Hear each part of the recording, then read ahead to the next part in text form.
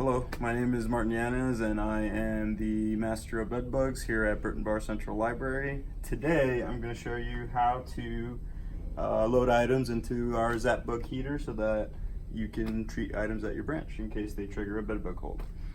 So first we're going to start off with our items. As you notice here, they're already bagged up to prevent the bed bugs from, or pests or whatever have you, from traveling into other items. And something that you can talk to your staff about is that when loading or when placing items into the plastic bags, if you place two items in one, you're going to want to make sure that the barcodes are visible on either side, so that way we can pull up the item record, change the status to damaged, and place whatever holds that we need to. So that's just something else that you can talk to them about when they're bagging items that have pests in it. But basically what you're going to want to do is you're going to want to have your tent set up. You don't want to place it onto the ground. You're going to want to put it on a table, because placing it on the ground, especially with concrete, can affect the internal temperature, and we want it to get as hot as possible in here so that it can get cooked. So your heating unit should include a tent similar to this, and it should also come with one heater, which is just a Zap Bug heater. You're going to want to make sure that this is plugged into its own outlet. You don't want it to be sharing an outlet with anything else.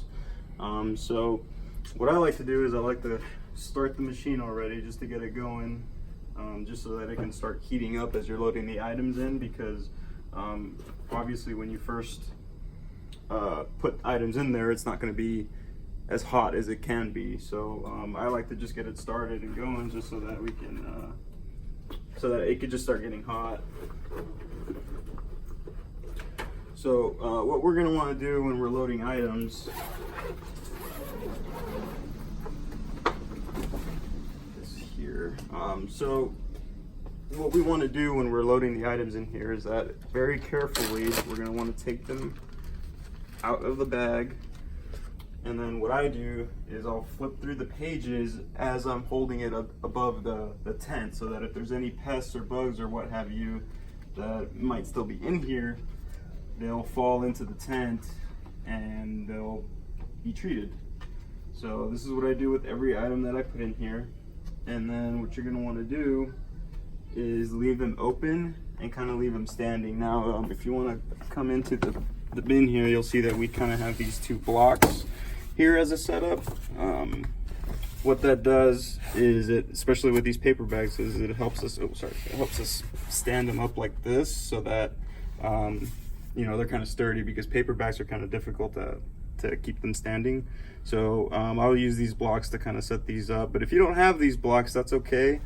You can try to find a substitute for it, or you can just kind of leave the book open like that. But what you want is for it to be open so that the heat can penetrate through and take out any bugs or eggs that may be present. And then you're just going to do that for each item. So as we move on, as you can see, this next book I have up here, you're going to want to pay special attention to these book jackets, because bugs like to hide on the inside of it. So I'll always like to take a look, and then I'll flip through the pages. And of course, every time I do this, it's while I'm on top of the tent, because if there's any loose bugs or pests, I want them to fall into the tent and not outside of it. And then with your thermometer, you should also have a thermometer probe as well as a thermometer itself. This probe goes inside the tent. That way it takes a reading of how hot it is inside, and what we're looking for is that it's at least 120 degrees Fahrenheit. If it gets hotter than that, great. If not, then you might want to make sure there aren't any holes or anything that's open that's causing the heat to escape. But what you're going to want to do is just fill up your units. You don't want to overdo it. You want to make sure that everything is evenly spaced, so that the heat penetrates through all the items. But once again, you'll see, I'll open this up, I'll flip through the pages, I'll check the covers, and then I'll place it inside so that it can get treated. And then the same thing goes for any AV material. As you can see, DVDs, audiobooks, they can all get, you know, pests and bed bugs. So same thing, I'm going to want to check that insert and that cover casing here, because that's where they like to hide. and then I'll place it open inside, kind of like I did with the paper bags. As you can see, it's open.